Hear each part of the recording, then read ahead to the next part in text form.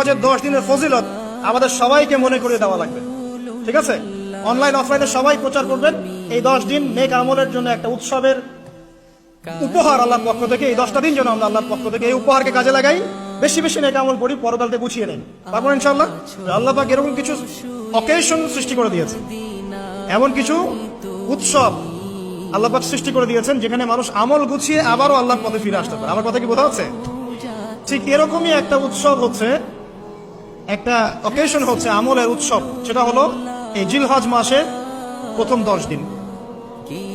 এই জিলহজ মাসের প্রথম 10 দিন সম্পর্কে আল্লাহ পাক সূরা ফজরের মধ্যে শপথ করেছেন, ওয়াল ফাজরি, ফজরের কসম, ওয়া লায়ালিন আশর, এবং এই 10 রাতের কসম। এই 10 রাত বলতে এখানে জিলহজ মাসের এই 10 দিন এবং 10 রাতকে বোঝানো হয়।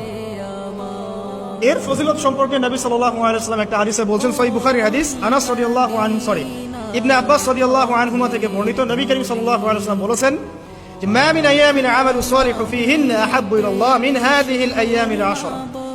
আল্লাহ পাকের কাছে এই 10 দিন অর্থাৎ জিলহজ মাসের প্রথম 10 দিনের নেক আমল যত বেশি প্রিয়, আল্লাহর কাছে জিলহজ মাসের প্রথম 10 দিনের নেক আমল যত বেশি প্রিয়, অন্য কোনো আমল এত বেশি প্রিয় না।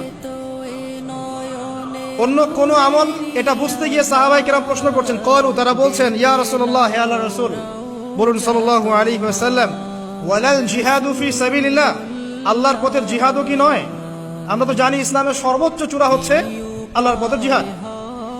তো নবী সাল্লাল্লাহু আলাইহি ওয়াসাল্লাম বলছেন, ওয়ালাল জিহাদু ফি সাবিলিল্লাহ, আল্লাহর পথের জিহাদও নয়, আল্লাহর পথের জিহাদও নয়, ইল্লা, তবে ওই ব্যক্তির কথা ভিন্ন, রাজুলুন খারাজা বিনাফসিহি ওয়া মালিহি ফালাম ইয়ারজি' মিন যালিকা বিশাই, কোন একজন ব্যক্তি যে তার জান এবং তার মাল নিয়ে আল্লাহর পথে বেরিয়ে গেছে, তারপরে কোনো কিছু নিয়ে সে ফিরে আসতে পারে নাই, মানে সে শহীদ হয়ে গেছে, এই ব্যক্তির কথা ভিন্ন। কিন্তু অন্য যে কোনো দিনের আমলের চাইতে এই 10 দিনের নেক আমল আল্লাহর কাছে সবচেয়ে বেশি প্রিয়। তাহলে আমরা বুঝতে পারলাম, আমরা যে 10 দিনে এখন বসবাস করছি, জিলহজ মাসের আজকে কয় তারিখ? 1 তারিখ। এই যে আল্লাহ পাক নিয়ামতের সাথে আমাদেরকে বাঁচিয়ে রেখেছেন, এই 10 দিন আমল করার সুযোগ দিয়েছেন, এই কৃতজ্ঞতা স্বীকার করে আমরা কিন্তু শেষ করতে পারবো না, পারবো না।